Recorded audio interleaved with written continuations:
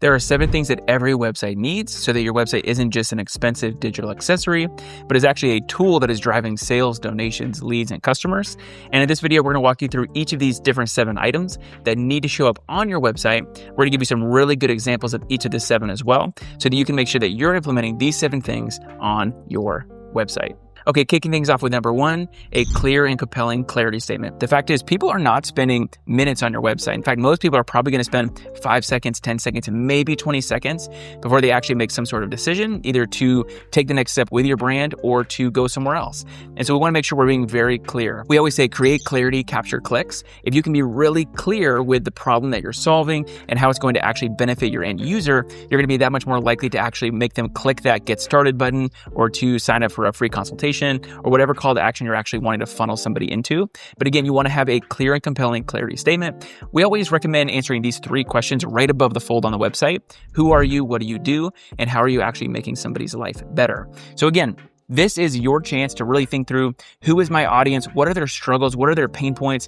What's the friction going on in their lives? Why are they pulling their hair out? And why did they actually land on my website in the first place?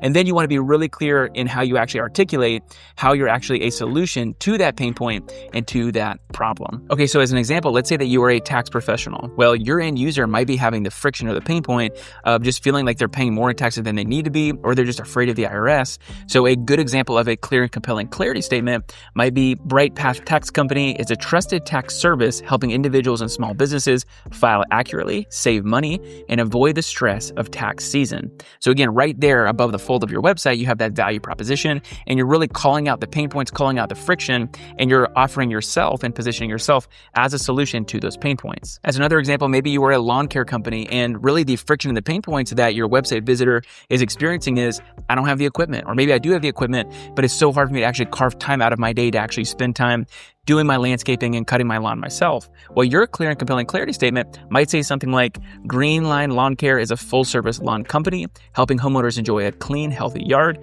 without the time and hassle of doing it themselves. So again, you're really clear as far as who you are, what you do, and why you do it, the end benefit for them, how their life is going to actually be made better if they partner with your service. Okay, so the second thing you want to make sure that your website is actually including and implementing the right way if you actually want to see leads and sales and donations and partnerships from your website is very, very clear navigation. It's very, very common for businesses to use insider language like grow, accelerate. People don't know what that means. So that bar across the top, you need to be very clear with the actual language that you're using in that navigation bar. It's not just businesses. Churches like to say gather, grow, go. Nonprofits like to use language like advocate, empower, uplift. Well, nobody really knows what that means. So that top bar across the very top of your website, you just need to be very, very clear. Really, the fact is you have a curse of knowledge. You know way too much about your business, about your nonprofit, about your church.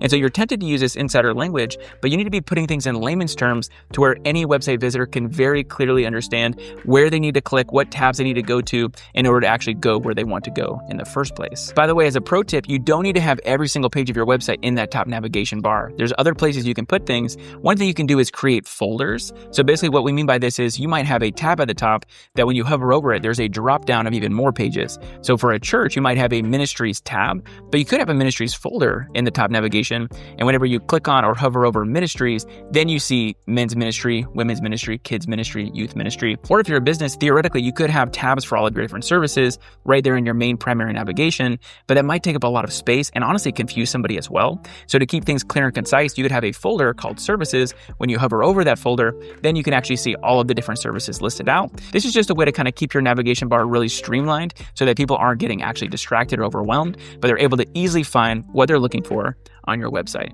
But it's not just that top navigation bar that needs to be really clear. We also want to be really clear just how we're navigating people down the homepage of your website. So if somebody's actually interacting with your website and scrolling down, we don't want to use vague language. We want to be really clear. And we want to have call to actions that actually funnel somebody from that section into a deeper page. So for instance, if there's an about section on the homepage of your website, there should be a call to action button that then funnels somebody into the actual about page for them to learn even more about you. If you're scrolling down the website toward the bottom, there might be a give section. If you're a nonprofit or a church, And there needs to be a button that then funnels them to the actual give page for them to actually take that next step. So again, you want to be clear in the top navigation of your website, but then certainly as you're scrolling down the homepage of your website, we want to be really clear on how we're navigating people there as well. Okay, moving on to number 3, you need to have a testimonial section on the homepage of your website. Having testimonials, having social proof is a big deal. Somebody might be a little bit skeptical if they're just reading about you, talking about yourself, but as soon as they can start reading other people's works, talking about your customer service, your products, the impact that you're having in the community, the experience they had with your organization, then it's going to actually carry a lot more weight. So again, people don't necessarily want to trust you, they want to trust other people that have worked with you before. So a social proof section or a testimonial section is a big deal. Okay, a couple of pro tips here. Number 1, you certainly could just design these testimonial blocks directly onto your website, but I would recommend doing something where it can automatically sync to the actual place where people are leaving Google reviews. So for instance, for our business, Richie Creative, we have, I think right now, over 100 5-star Google reviews. And so we automatically have it synced where anytime somebody leaves a new Google review for our business and for our agency, it automatically populates onto the homepage of our website. So that's kind of a nice set it and forget it. You don't have to, always be thinking through, okay, we need to add some more testimonials to our website, which ones are outdated, which ones are new. The other pro tip here is if you can include photos of happy, smiling customers. So people do resonate with pictures of other people, which we're going to talk more about in just a little bit. So even for these review sections, if you could actually have their name, their photo, and then of course the actual rating or review that they gave you, that's also going to do a good job eliciting trust from your website visitor and from your potential customer. Okay, next up here, you want to have a compelling call to action button. I do these clarity sessions every single day with great businesses, churches, nonprofits. And one of the things I hear all the time is people aren't actually doing what I want them to do on our website. And then I will actually go through the entire homepage. I'll go through the entire website with them. And I'll point out to most of them, there isn't actually any prompt for somebody to actually take a next step. So, it's very common for businesses to talk about their great customer service and even how they're solving problems. You might have great messaging and somebody actually might be compelled to want to actually take a next step, but then you're kind of leaving it up to them to find some, contact button that's hidden somewhere in the nav bar or all the way down in the footer, or to find some phone number and to contact you that way. But if you had an intentional button to push, a compelling call to action button, it makes it that much easier for people to know, here's how you can actually take the next step with our brand. So the number 1 spot for a compelling call to action button is top right corner. So that's where the eye naturally gravitates toward when you're ready to make a decision. So on an e-commerce website, you're going to look for the card to the shop icon in the top right corner. On a nonprofit website, you might find that give button in the top right corner. For a church, it might be a plan a visit or I'm new or what to expect. But when somebody's actually ready to make a decision, that's where they're going to look, top right corner. So there needs to be an intentional button to push. And then spot number 2 is right underneath that clarity statement. We talked about it earlier in the top of the video that you need to have a clear and compelling clarity statement, but right underneath that clarity statement, you need to have an intentional button to push as well. So again, people need to know what is the actual first step? How do I actually engage with your brand? And buttons are the best way to do this. Of course, as somebody's scrolling down the homepage, you also want to have sections or buttons in each of those different sections that we talked about earlier. But again, you want to make sure that you're, number 1, putting these call to action buttons in the right place. But number 2, they should also be compelling and they should use language that makes somebody actually want to click them. So for instance, somebody probably won't be compelled to click a button that says contact us or get started or get in touch. People are kind of desensitized to these kinds of call to action buttons because they see them all the time, but they probably would be more compelled to click a button if it actually showed an end result that they could get from clicking the button, such as schedule a consultation, get a free quote. They know, hey, if I actually click this button, I'm going to get something out of it. There's a clear outcome. So again, you want to make sure that you're actually putting buttons in the right places on your website, but also you want to make sure that the language you're using is actually clear and compelling.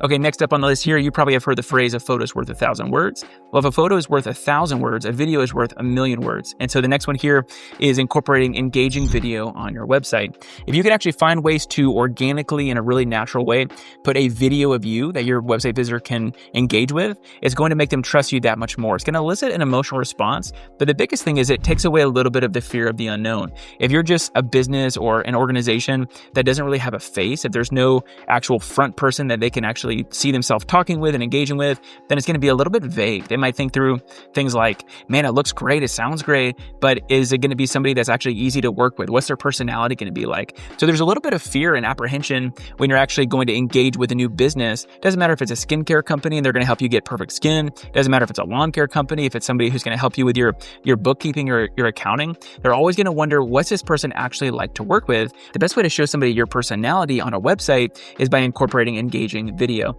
So for instance, maybe you are a church or a church pastor and you have a plan and visit page for new families that are interested in visiting your church. Having a video from you, the lead pastor, that's actually walking through, hey, what does Sunday morning actually look like? That's going to take away a little bit of this fear of the unknown. Or of course, for a nonprofit, what does it actually look like to partner with or to volunteer with or to donate to our nonprofit? What kind of impact are you actually having in the community and in the world? Or if you're a business, what does it actually look like? What does the process look like? They basically get to see your mannerisms, your personality. They get to hear your voice, and it's going to make them feel like they trust you, which is then going to make the actual onboarding process and the sales process that much more seamless. Okay, the next one on the list here is kind of similar to the last one regarding video, but this one is photos of happy, smiling people, whether they're customers or donors or partners or volunteers or clients.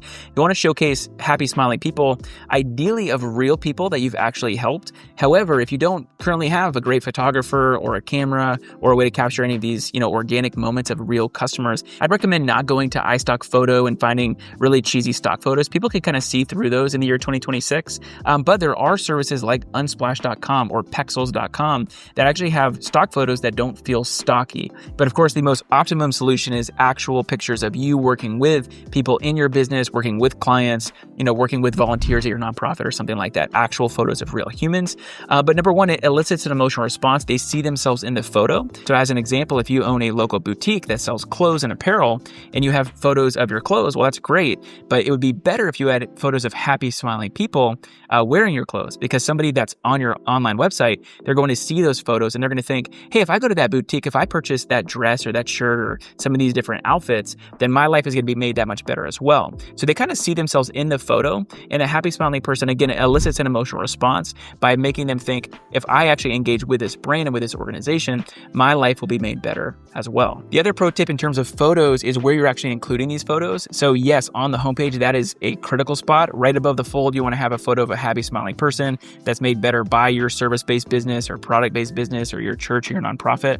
But also on the other pages, this is one of the big blind spots that we see all the time when we're doing these clarity calls for website owners is the homepage might look great, but then you go to the About Us page or the Services page or the Request a Quote page or the Contact page, and there's not a picture of humans anywhere. So even on these other secondary pages, we want to really make sure that we're also showcasing happy, smiling people, because that is going to also help somebody to actually take the next step with your brand and with your organization. Okay, so the next one on the list here is not necessarily a visual note, but it's something that's just going to make the process so much more seamless for somebody to actually get on a call with you.